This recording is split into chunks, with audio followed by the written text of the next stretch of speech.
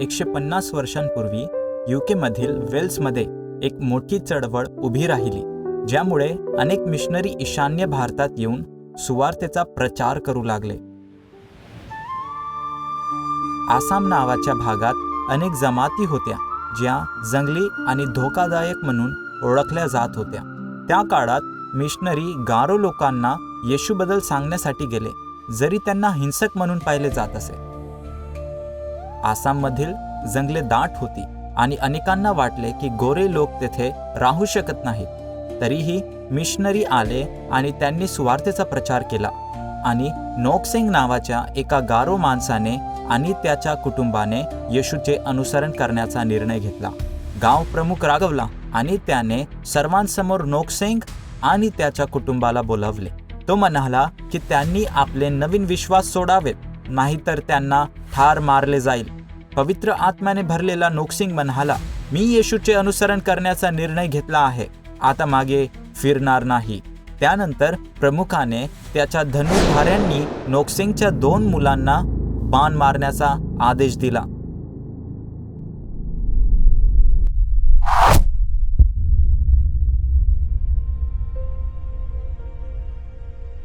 आणि त्याच्या 2ही मुलांना मारण्यात आले.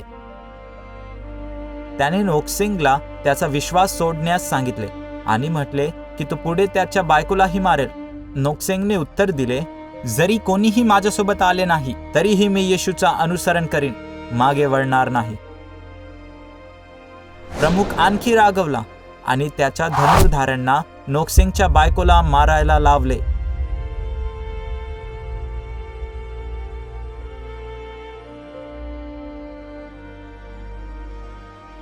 मग त्याने नोक्सेंगला सांगितले की जर त्याने येशूला सोडले नाही तर तो देखील मरेल.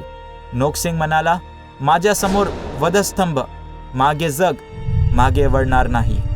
धनुर्धाऱ्यांनी नोक्सेंगवर बाण सोडले.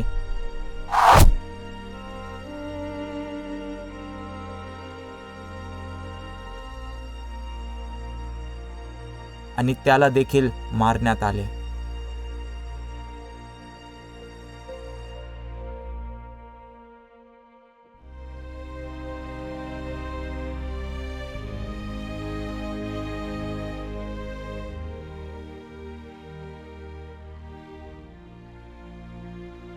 पण प्रमुख त्याच्या विश्वासाने प्रभावित झाला.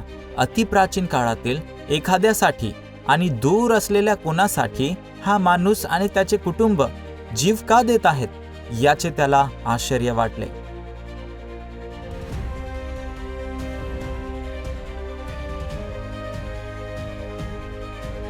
गावाच्या प्रमुखाने त्यानंतर तोही येशूचा मार्ग स्वीकारेल अशी घोषणा केली आणि नोक्सेंगच्या विश्वासाने प्रेरित होऊन संपूर्ण गावाने त्याचप्रमाणे ख्रिस्ताचा स्वीकार करण्याचा निर्णय घेतला.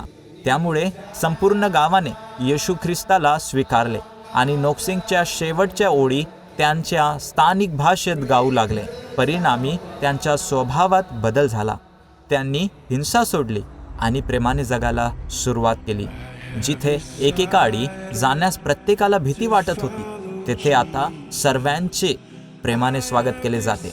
अनेक वर्षानंतर जेव्हा भारतीय प्रचारक साधू सुंदर सिंग यांना नोक्सेंगच्या या कथेची, त्याच्या शेवटच्या शब्दांची आणि गारो जमातीने गायलेल्या गीताची माहिती मिळाली, तेव्हा त्यांनी हे गीत इंग्रजीत भाषांतर करून त्याला चालीत बसवले. अमेरिकन प्रचारक बिली ग्राहम यांनी हे गीत त्यांच्या सर्व सुवार्तिक सभांमध्ये गायले आणि त्यामुळे हे गीत संपूर्ण जगभर प्रसिद्ध झाले. आजही हे गीत जगभरातील मंडळींमध्ये गायले जात आहे. प्रिय मित्रांनो, येशू म्हणाला, मी पुनरुत्थान आणि जीवन आहे. जो माझ्यावर विश्वास ठेवतो तो जरी मरण पावला तरी तो जिवंत राहील. नोक्सेंगला माहीत होते की त्याचे नाव स्वर्गातील जीवनाच्या पुस्तकात लिहिले आहे.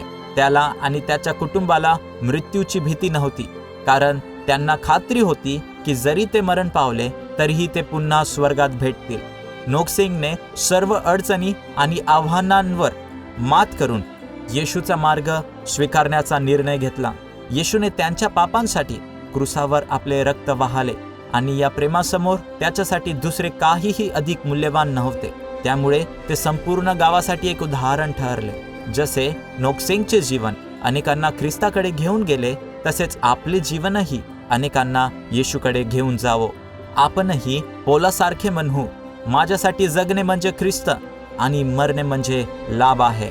यासाठी मी दुःख सहन करतो, पण मला याची लाज नाही, कारण मी ज्याच्यावर विश्वास ठेवला आहे त्याला मी ओळखतो. चला आपण येशूचे अनुसरण करूया, या जगातील पापांपासून दूर पडूया आणि त्यास नाही म्हणूया.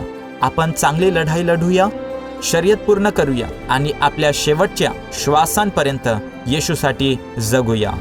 देव तुम्हाला आशीर्वादित करो.